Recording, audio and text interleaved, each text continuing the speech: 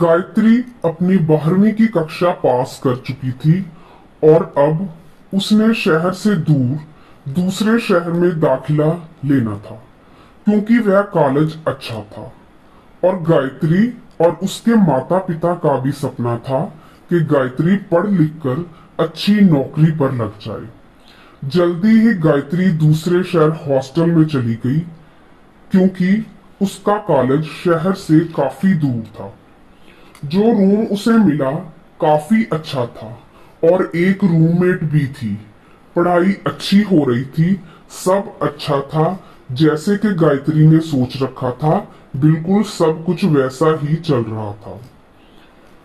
10 दिन हुए तो कॉलेज में 3 छुट्टियां आ गई। तो गायत्री और उसकी रूममेट जिसका नाम दिव्या था, उन दोनों ने सोचा कि घर चलते हैं, चाहे 2 ही दिन मिलेंगे, कोई बात नहीं। फिर दोनों कॉलेज का लास्ट लेक्चर खत्म होते ही जल्दी से अपने घर को निकल पड़ी। दोनों ने अपनी अपनी बस पकड़ी।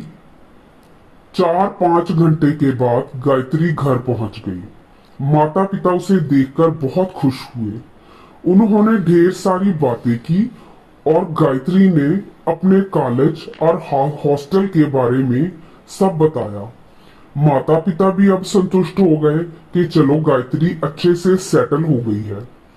2 दिन कैसे बीत गए इन लोगों को पता ही नहीं चला। कल से बारिश बहुत हो रही थी, लगातार बारिश का मौसम था और मौसम विभाग ने अगले 4 दिन का भारी मौसम बारिश का मौसम बताया था। आज ही गायत्री को निकलना था और कल उसका कॉलेज था। माता पिता ने रोका कि आज रुक जा, मगर रुकने का फायदा तो था ही नहीं क्योंकि कल भी पूरी बारिश थी और फिर एक दिन का उसका कॉलेज भी मिस हो जाता। अभी अभी तो उसने एडमिशन ली थी और उसकी पढ़ाई शुरू हुई थी। अब 2 बजे गायत्री को निकलना था। बारिश पूरे जोर पे थी।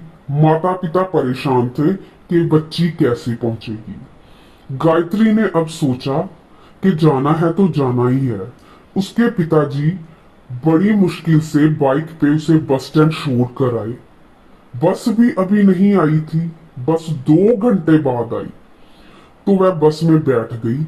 उसके पिताजी अब और परेशान हो गए कि इतना टाइम हो गया है, गायत्री वक्त से हॉस्टल कैसे पहुंचेगी। खैर बस चल पड़ी और उसके पिताजी भी घर को वापस चल पड़े। बस बारिश की वजह से धीरे चल रही थी और ज्यादा वक्त लग रहा था।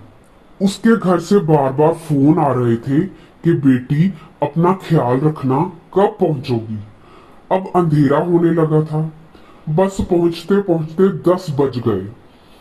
वहां भी काफी बारिश थी। फिर गायत्री ने अपना सामान लिया और ऑटो पकड़ा। अब गायत्री खुद बहुत डर गई थी कि इतनी रात को अनजान ऑटो वाला है, मुझे आना नहीं चाहिए था, सच में गलती हो गई है।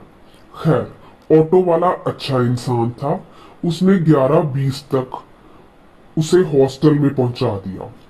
खैर गायत्री ने उसे पैसे दिए और भगवान का शुक्र किया कि मैं पहुंच गई हूँ। बाहर चौकीदार था।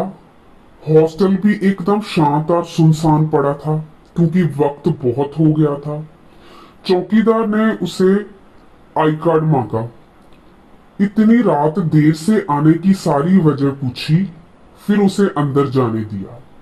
अब गायत्री काफी लाइट महसूस कर रही थी तो वह सीढ़ियों से ऊपर चली गई और रूम के सामने आकर रुक गई।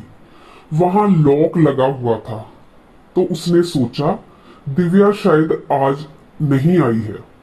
तभी उसने चौकीदार को फोन किया तो चौकीदार ऊपर आ गया और कहा, मैडम अब आपका ये कमरा नहीं है, वह इसलिए आपको मिला था क्योंकि दूसरा कमरा बुक्ड था, आपको ये पीछे वाला कमरा मिलेगा। गायत्री परेशान हो गई कि इतना अच्छा रूम था, ये कमरा उसे कुछ खास अच्छा नहीं लगा, मगर क्या करना था। उसने परेशान होकर अपना सामान वहां रखा और दरवाजा बंद कर दिया। और वह थक बहुत गई थी। ऐसे में एकदम से उसे नींद आ गई। उसे सुबह जल्दी जो उठना था। रात को जब 2 बजे तो उसको कुछ आवाज आई और उसकी नींद खुल गई। तो उसने देखा कि उसके सामने वाले बेड पे एक लड़की बैठी हुई थी। कमरे में अंधेरा था। उसने घबरा कर फोन की लाइट ऑन की और बोलने लगी, कौन है, कौन है। अब उसने कमरे की लाइट जगाई। वहां कुछ भी नहीं था। वो पसीना पसीना हो गई।